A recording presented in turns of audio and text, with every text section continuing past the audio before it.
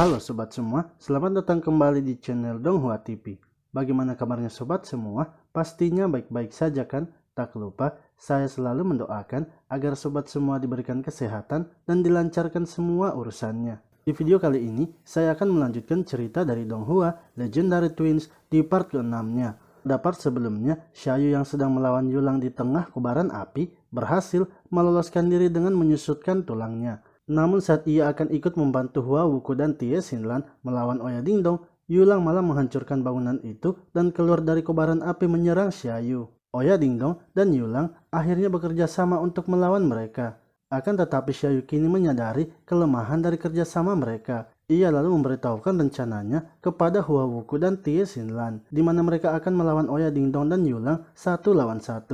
Tie Xinlan dan Hua Wuku melawan Oya Dingdong dengan terpisah, dan mereka berdua pun berhasil mengalahkan Oya Dingdong. Sementara Xiaoyu yang melawan Yulang harus mengalami babak belur karena bertarung dengan tangan kosong. Hingga ketika Yulang akan memotong Xiaoyu, tiba-tiba Hua Wuku dan Tie Xinlan datang Hingga ketika Yulang akan memotong Xiaoyu, tiba-tiba Hua Wuku dan Tie Xinlan datang menyelamatkannya. Setelah pertarungan itu, Tie Xinlan lalu mengajak mereka untuk bersama-sama mencari penjahat selanjutnya. Namun Xiaoyu menolaknya dan memilih untuk jalan sendirian. Bagaimanakah kisah perjalanan selanjutnya dari Xiaoyu dan Hua Wuku yang kini telah berpisah lagi? Namun sebelum lanjut menonton, jangan lupa sobat semua untuk like, komen, dan subscribe ya, agar Mimin selalu semangat memberikan video terbaru untuk sobat semua.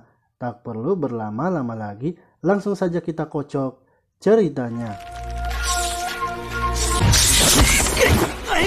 Cerita dilanjutkan dengan Xiaoyu yang telah kelelahan karena berjalan cukup jauh.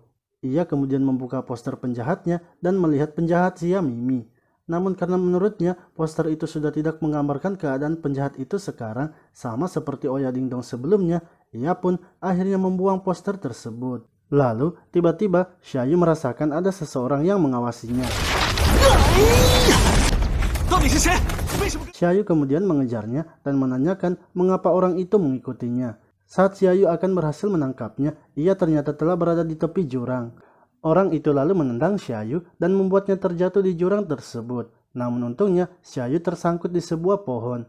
Xiaoyu kemudian mendengar suara seseorang wanita yang sedang berkuda, di mana wanita tersebut adalah Sun King yang sedang terburu-buru.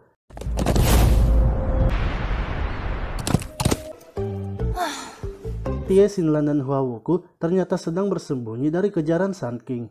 Xiaoyu pun muncul dan menegur mereka yang sedang bersembunyi. Lalu saat Xiaoyu menginjak sebuah kursi, tiba-tiba saja mereka masuk di dalam sebuah perangkap. Seseorang kemudian muncul dan meminta agar mereka memberikan uangnya. Xiaoyu pun sengaja memberikan emasnya kepada orang itu untuk mencari informasi. Hua Wuku lalu menanyakan apa yang Xiaoyu sedang lakukan. Xiaoyu kemudian menantang Hua Wuku, siapa yang lebih dulu mendapatkan Xuan Yuan, maka ialah pemenangnya. Setelah itu, Xiaoyu mengikuti orang yang sebelumnya telah ia berikan emasnya. Sementara itu, Tie Xinlan dan Hua Wuku yang sedang berjalan di tengah kota melihat kota tersebut seperti kota mati, di mana salah satu warga ingin menjual barang-barangnya dan bermain judi lagi. Tie Xinlan pun mengatakan bahwa Xuan Yuan selalu bertaruh dengan orang-orang dan kemana saja ia pergi, rumah orang-orang itu pasti hancur. Lalu saat mereka sedang mengikuti orang itu, mereka tiba-tiba saja kehilangan jejaknya. Begitu pula dengan Xiaoyu yang mengikuti orang sebelumnya, kini sudah tak melihatnya lagi. Xiaoyu kemudian berjalan di tengah kota sambil meneriakkan nama Sang dan memberitahu bahwa ia memiliki banyak uang. Namun setelah berkeliling kota, ia masih saja juga tak menemukannya. Lalu tiba-tiba Sang muncul dan menegur Xiaoyu. Dengan bergegas, Xiaoyu langsung mendekatinya dan menanyakan di mana tempat ia bisa menghasilkan banyak uang. Orang itu lalu memberitahukan namanya yang sebenarnya, yaitu San Yu. Setelah itu, ia pun menunjukkan tempat yang Xiaoyu inginkan. Saat Xiaoyu sampai di tempat tersebut, ia naik ke atas genteng dan mencoba melihat situasi yang terjadi di dalam, di mana saat itu Xuan Yuan sedang bertaruh dengan seseorang. Ia pun berhasil memenangkan taruhan dengan orang tersebut dan mendapatkan hartanya. Setelah itu, Xuan Yuan kembali bertaruh dengan pelayannya, di mana jika pelayan itu menang, maka ia akan mengambil semua harta bosnya. Saat koinnya sedang terputar, Xiaoyu dengan sengaja menembakkan batu sehingga membuat pelayan itu pun menang. Xuan Yuan lalu mengancam bos pelayan itu untuk tidak mengganggunya dan jika ia melakukannya, maka ia yang akan membunuhnya. Xiaoyu yang melihatnya merasa kalau Xuan Yuan orangnya sangat menarik. Sebab walaupun pelayan itu tidak melakukan usaha yang keras, ia tetap memberikan harta yang sudah dimenangkannya. Lalu, ketika Xuan Yuan akan pergi, Xiaoyu pun mengikutinya. Hingga saat sudah keluar, Xiaoyu pun bersiap untuk menyerangnya.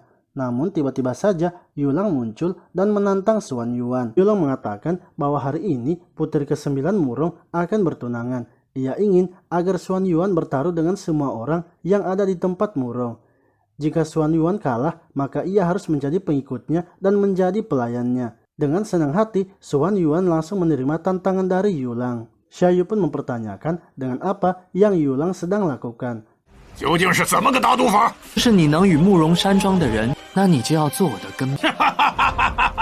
Sementara itu Hua Wuku dan Tie Xinlan melihat bos pelayan itu yang kini sedang terpengaruh.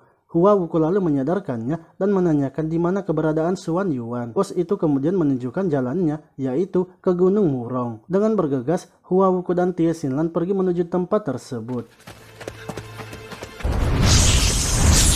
Namun di tengah perjalanan, mereka harus bertemu dengan seekor ular raksasa yang berusaha menyerang Tie Xinlan. Hua Wuku pun berusaha menyelamatkannya dan di dalam ular itu keluarlah seseorang, di mana ia adalah Bise Senju yang merupakan dari 12 dewa bintang. Saat Bise Senju melihat Hua Wuku, ia pun langsung teringat dengan Jiang Feng dan tersadar kalau Hua Wuku adalah anak dari Jiang Feng. Bise Senju kemudian meminta peta harta karun dari Tie Xinlan, namun ia enggan memberikannya dan memilih untuk bertarung.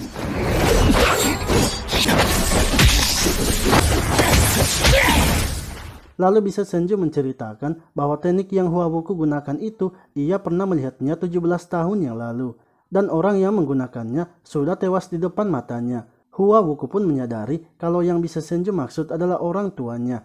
Ia kemudian menyerang Bise Senju tanpa ampun dan tidak membiarkan sedikit pun Bise Senju untuk melawan.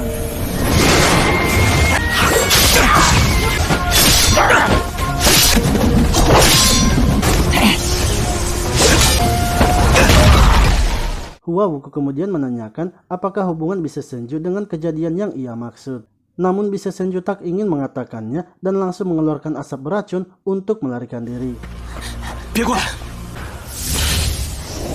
Setelah Bise Senju melarikan diri, Hua Wuku kemudian membersihkan racun yang ada di tubuhnya itu. Oke sobat semua, itulah tadi cerita dari Donghua Legendary Twins di part ke-6-nya. Nantikan terus perjalanan dari Donghua ini ya. Terima kasih telah menonton video ini. Sampai jumpa lagi di video selanjutnya.